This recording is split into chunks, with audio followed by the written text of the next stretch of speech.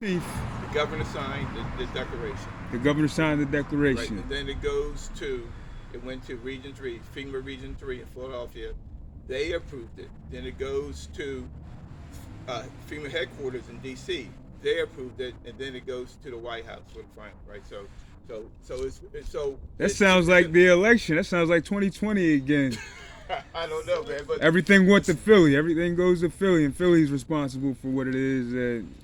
well, It just the reality of it is that it's in the process.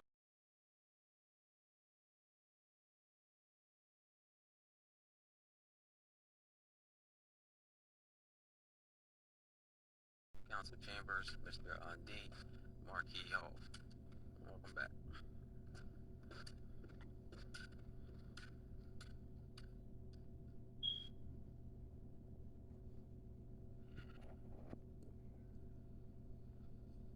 I had to write some things down.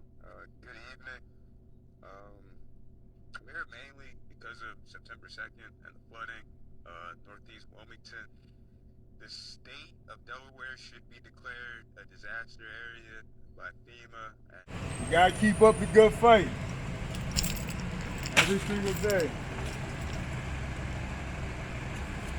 So this is information about what's going on at the warehouse today.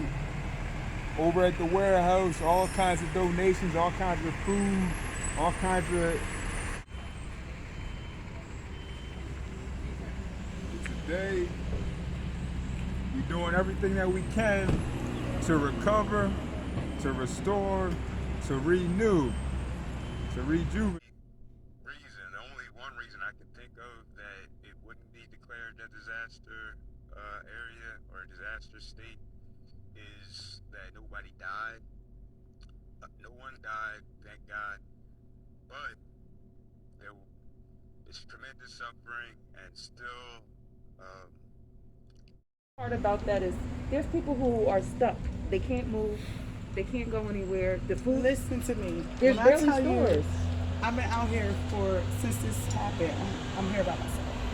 The mud in my right here, like my toes. I need to go to the hospital. Seriously, my ear from the water and like when I fell in it, there's something going on. There's an infection or something. Like my ear's hurting, it leaks.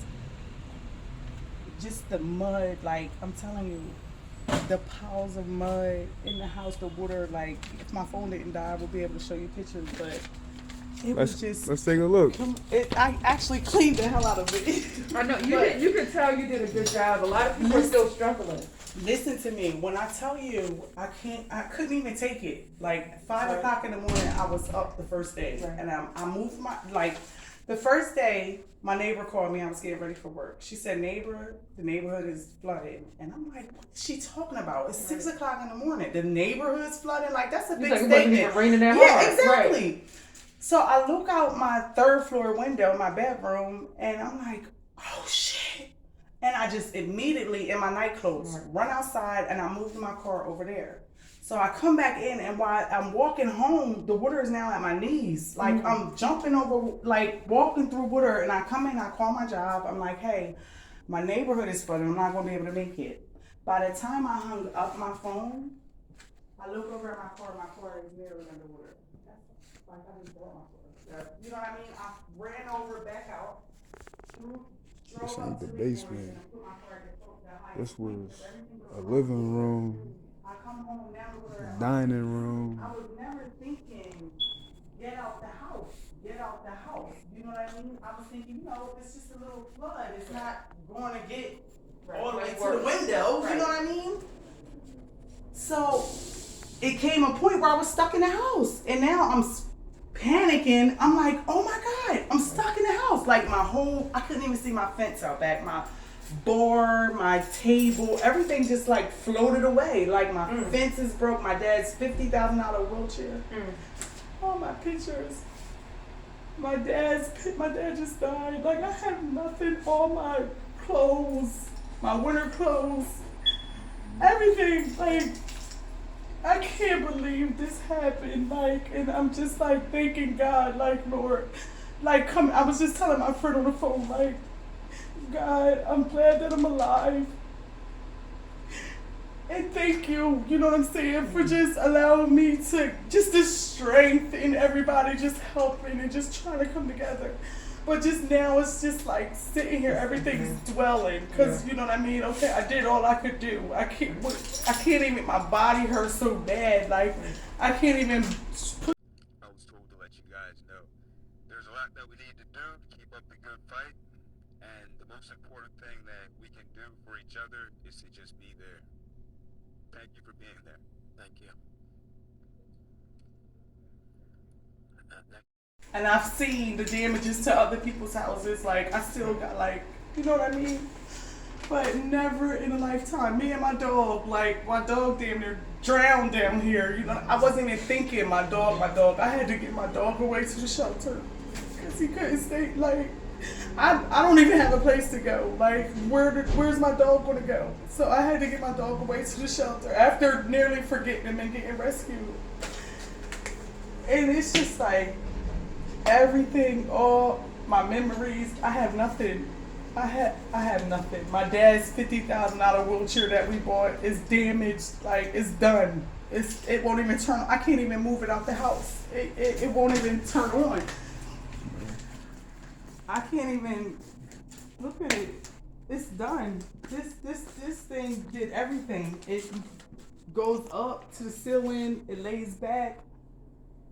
All my stuff underneath here, all my pictures, everything, like all my winter clothes that I bring down here, everything is done. I had to pull the whole carpet up from keeping the house warm. Mm-hmm. It's just done, but you know what? I'm really like just thankful that I'm here. You know what I mean? Mm-hmm. Because it could have been worse. Like when I tell y'all, this whole front, this whole front, like all this, you couldn't see none of all this stuff filled. They came. I went up to the second landing. Yes. And like you said, it's one thing to be really grateful because there's people who in New York City who never made it out. Yes. At the bottom floor. And that's what hurt the most. It's like, how could I be? Yeah. How could I complain? You know what I mean? Right. And I'm just like, Lord, I thank you. No family. Right. No nothing. Like this was all me. Right. You know what I mean? And it's like, yo, like Lord, I thank you so much because I'm saying to I was just sitting here, I didn't want to hold you. Like sitting here, you know, went to go grab, trying to relax a little bit. Yeah. And I'm just like, Lord, like, you really gave me the strength. Like, I'm looking at this now like, yo, how did I just do this? How, within 3 days, how did I do this alone by myself? Yeah. My neighbor kept checking on me. She said, you okay? You okay? She know I'm here by myself. Yeah. She said, you okay? You okay? Yeah, I'm okay. And I wasn't. But what else am I going to say? Because we in the same situation. I can't tell you that I'm not okay. And then that's taking you away from what you're doing. But I'm okay. God, just give me the strength, Lord. Just give me the strength. I mean, nothing. No suction things to suck out no water, no electric, nothing. This is all, this is what I use. The little push things to just push it out, push it out, push it out, push it out. You know what I mean? Like, this all I got left for my kids. Tools that was available to you. This all I got left for my kids. My kids are 21 and 20. When I went out there on the Sunday after it happened, I didn't know what I needed to say to everyone. I didn't know what I needed to give. You know, I don't have a whole lot of money, but I have legs and a body that works, and I have some voice. So when I went out there, I made sure I let everybody know that they needed to go to the hospital because that water and everything that was in it, and the fact that it was 6 feet high in some people's houses, people had to be rafted out, including her. I knew that because that water went into her orifices, her mouth, her ears, her nose. She needed to go to the hospital. Her being a nurse who just had knee surgery, who knew that it was important that she needed to get checked out, and me telling her, reinforcing to her that she needed to go, made her go. She had 2 ear infections in both ears. The infection came back, even though they gave her what it was that she needed to get the help that she needed, the ear drops. She took them,